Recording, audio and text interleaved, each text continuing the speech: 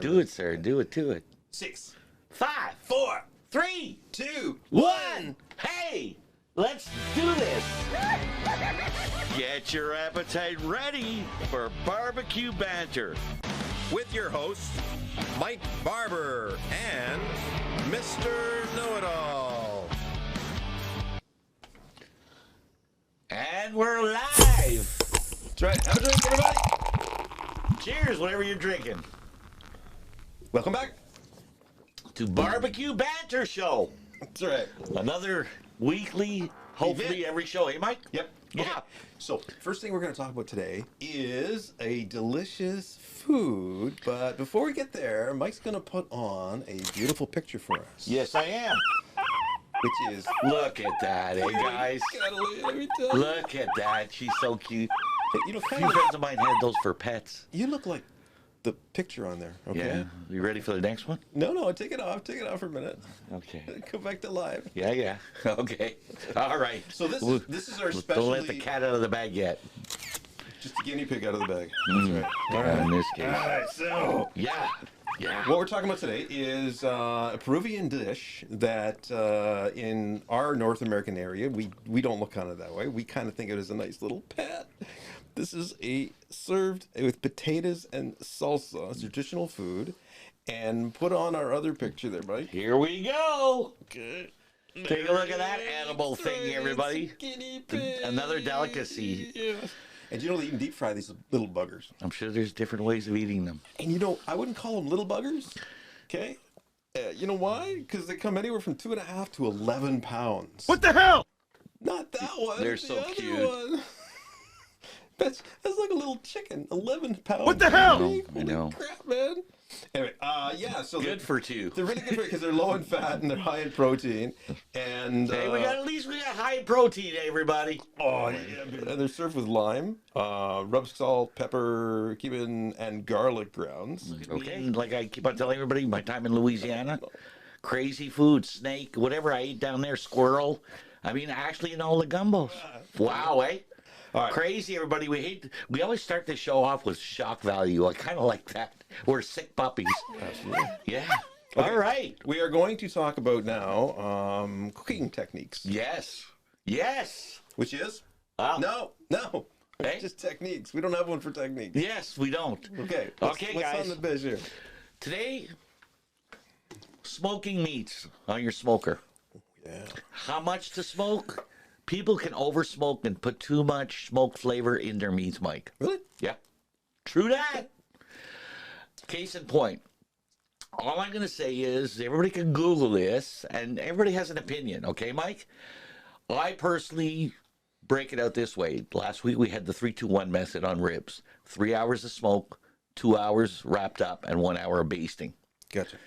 Okay. In the ribs, 3 hours of smoke out of the 5 hours total. And that's what usually takes all my ribs to do. Brisket.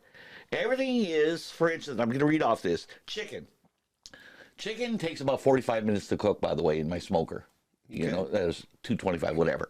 The point being, okay, I would smoke chicken without too much smoke about half to 3/4 of that time frame of the 45 minutes. Okay. Nice smoke flavor, not too much. Brisket. Brisket's a long haul. That I've done many briskets, 15, 20 hours, depending on the size, the thickness of the meat has a lot to do with it. And that's another thing, everybody. There's 3 factors. Type of meat, thickness of meat, and the temperature of the smoker, Mike, to adhere to the amount of smoke and balance the smoke factor to it. Nice. So yeah, that's about it. You can buy a smoke chart on Amazon. Okay, it'll tell you the different types of woods to use. Yeah, there's little smoke charts you can buy, the type of woods you can use on the smoker, and how long for each meat. But again, guys, it's up to you how much smoke you want in your meat. You'll learn by trial and error. And that's about it on the smoke. Democracy. Yeah. Oh, perfect, man. I think it is very interesting for you barbecue fanatics like me.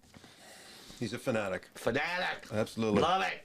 Okay, next thing we're going to talk about real Smoke quick here is these are our what the hell moments with people.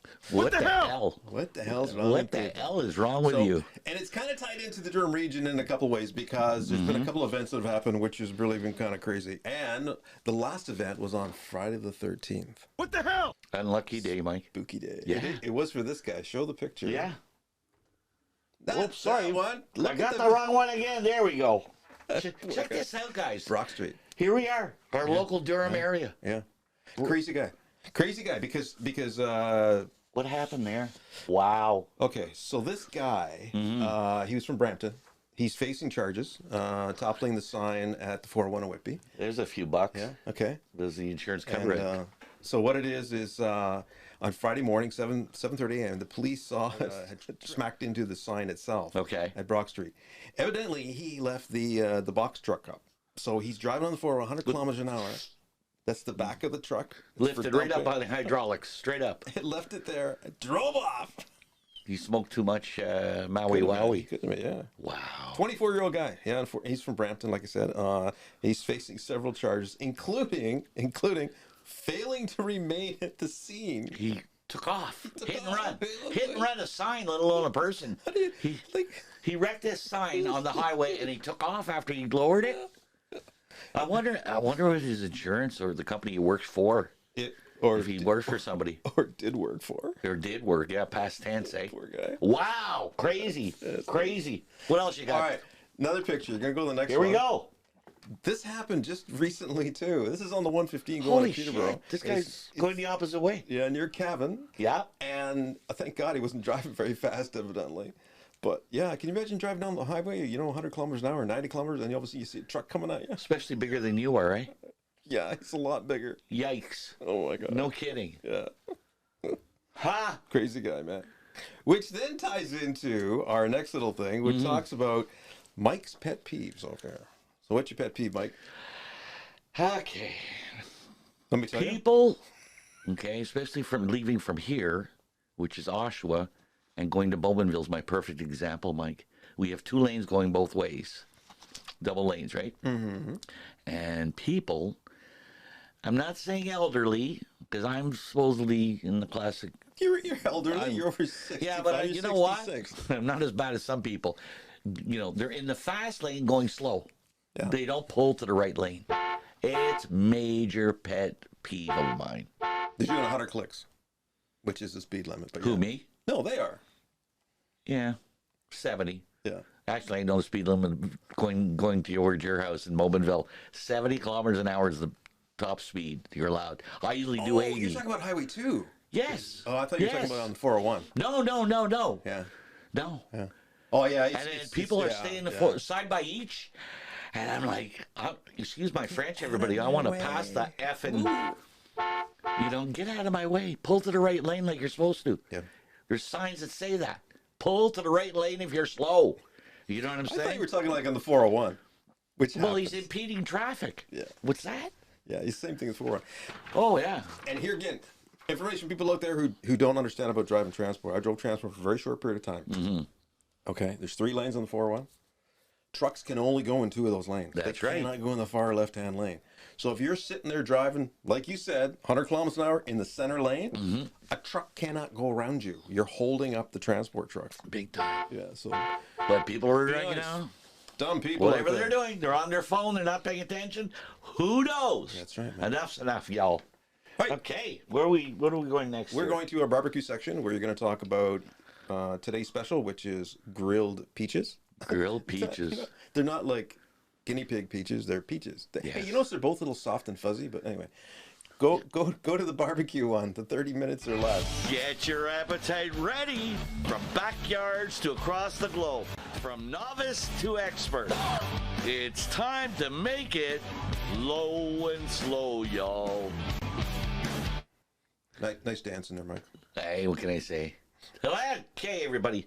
Speaking of a great taste of peaches, especially grilled peaches. And the great thing about that, you can have that as dessert after your barbecue. Ooh. They don't take long. All you cut them in half, pit them, take out the pit, throw them on the barbecue, for just 5-10 minutes. depending what temperature, and getting some nice grill marks on them. Eat them by themselves. Or, how about this one? Grilled peach and halloumi salad with lemon pesto dressing, Mike. Now, a lot of people don't know what halloumi is. Okay? Halloumi. Illuminate me. Halloumi. It's a Greek cheese. So basically, guys, I'll just read off this. I did this about 2 years ago, and all my friends that came over that day for the salad, they just like, wow, you know what I mean? And I had to write out the salad for them. But it's got a lot of protein, hearty enough even for a dinner if you really want to make it into a dinner. Anyways, here we go. You got 1.5 chopped basil leaves, 1 minced garlic, 3 tablespoons of lemon juice, 1 tablespoon of rice vinegar, 1/3 cup and 4 tablespoons of extra virgin olive oil, kosher salt, and fresh ground pepper. You whisk that together, ladies and gentlemen. Whisk it, Mike. Anyways, you add in afterwards 6 ounces of green beans, 3 peaches, the main stuff for the salad, and pitted and halved. 6 ounces of halloumi sliced Greek cheese, and that's got a high melt, high heat melt point for the grill. Anyways, 4 cups of mixed greens and 1/2 cup of pine nuts. Toast them first on your stove if you can, guys. Anyways, so we boil the beans in salted water and blanch them 1 to 2 minutes. Cool them on a bed of ice. Brush some olive oil on peaches and halloumi until well charred. About 3 minutes per side, guys. And then after that, arrange your greens on the bottom of the platter. Top it with the beans and the peaches and halloumi all over. And then with that whisk together salad dressing, drizzle that and with the pine nuts right on top. And you now have our grilled peach and halloumi salad with the drizzle. Hello. What are pine nuts? Pine nuts. Buy pine nuts at your food basics. Any type of nuts will do. But, Pine nuts. I mentioned, doesn't have to be pine nuts, everybody. It's your favorite nuts. I'm just really making sure out there, danger-wise, you know, those little things you put up on the screen, danger. If you're barbecuing, make sure they're not your own. You haven't to get too close to barbecue. Good point, Mike. Good point. And if you have any comments and you want to write them in or send us a text, hey, how about mgbarber2014@gmail.com. I screw that up every time. That's your own freaking... I know. Duh. mgbarber2014@gmail.com. See that 3 times. Mine. So that's basically it for that. Yeah, there's our 30 minutes or less barbecue recipe. So one other thing too is you know, here to mention everybody as well. When you're barbecuing, you get the grill up nice and hot.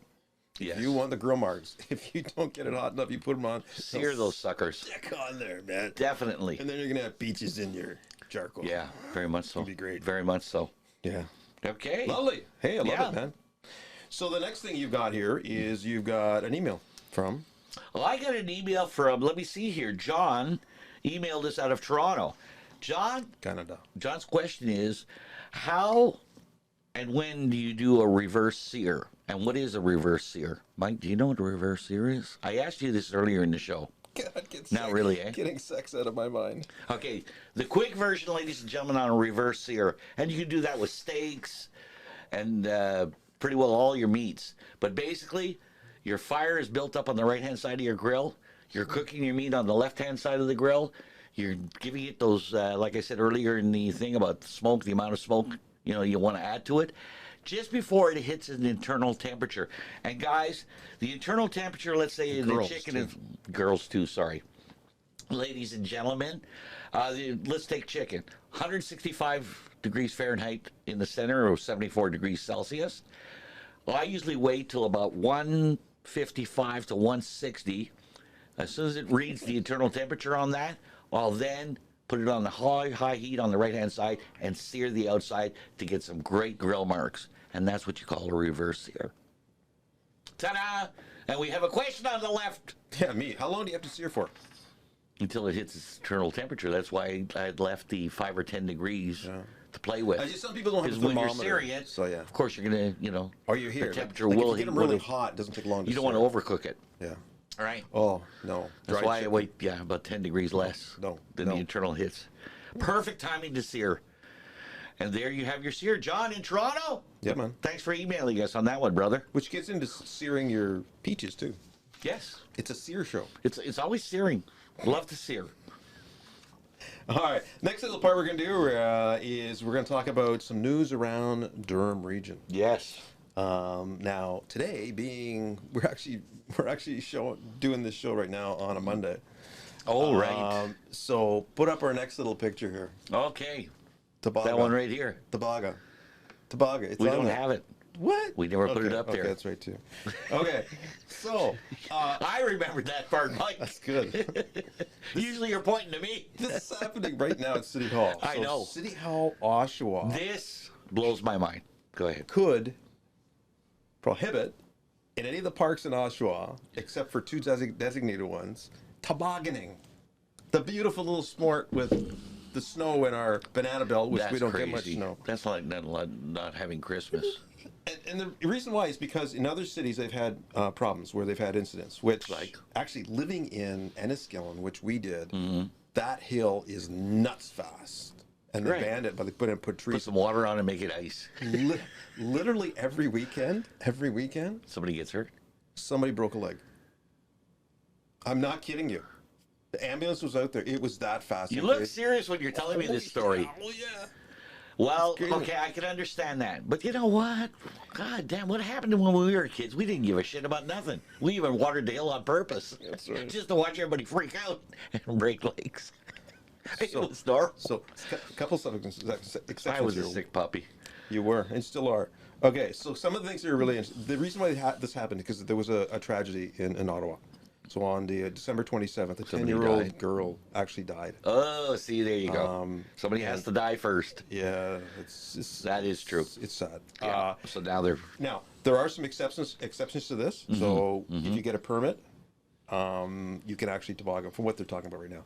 So the recommended areas are actually Knights of Columbus Park and Grandview Village Park. Those are the two parks they're looking at. okay. The other part I find really interesting about this is the fact that their inspector program during the winter season. So this is what they're actually talking about as far as recommendation as well. So that they're going to have operating hours for toboggan hills and to remove all obstructions. I want a job. You want to be the I want to be you the- want to be the sheriff, the toboggan sheriff on the hill, The toboggan inspector. pointing at everybody. All right, you slow down. You're out of here. So, and they're saying that like to Crazy. implement this stuff, it's going to cost a minimum of $30,000, like For what? Sorry. for the inspectors and all this, for toboggan hills. Shit, man, I'm retired. I'll do that too. They're like, We'll have a whistle and everything. hell's We'll even wrong with have a whistle there. somewhere within the existing budget, like, and the other part is, who's going to go out and like inspect the other hills that they're not supposed to be on? Like, are they gonna have toboggan to police? I can't talk. I know. Toboggan to be. Say that fast. Yeah. Toboggan police. They get like you're gonna get a ticket. Like Coming down the hill and I don't know anymore. All right. that's it. crazy. That is crazy Yeah. what the world's come to. Yep. That's your news What for happened to Durham. the old school of tobogganing and having fun and hitting people with it? As you're coming Oh down. Gotta get out yeah, of the run way. them over. Oh yeah. I gotta find some pictures. I of could, that. oh, you know what? You just reminded me. I'm like that. I could tell you a good toboggan story if we had time. Sandy Hill, right side, a part of Ottawa. Big ice storm the night before. Oh yeah. Lived on a hill on Blackburn Avenue in Sandy Hill. Mike, we had one of those steel sleighs that you steer with the front, Yep. and it's all steel up front with steel rails. Yeah.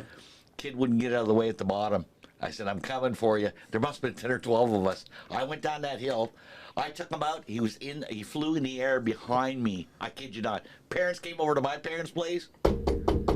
Yeah, your son just hit my son, and we have to bring him to the hospital because I hit him right at the shins. And of course, he didn't break his leg. But yeah, well, you get out of the way. I warned you. Wow. I had witnesses, but I great. still got shit. Aren't they good memories? Oh, they're great. Yeah.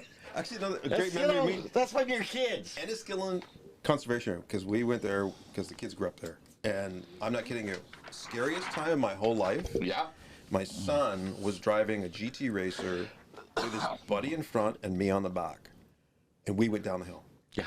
Like you're flying 60, 70 kilometers an hour. Hello. I have a 5-year-old steering. Yeah. I was like, oh my God. Oh, that's crazy. It was fun. That's crazy. Well, that's good Anyways. memory. Yeah. Yeah. Another fun show. Oshawa, do the right thing. That's all I'm Yes. saying. So, Yeah, I know. there you go. Either that or you're going to see us sheriffing the hill, me and Mike here. All right, we got to go. Okay. See you next week, guys. Done, man. Thanks for watching. Thanks for listening. Peace.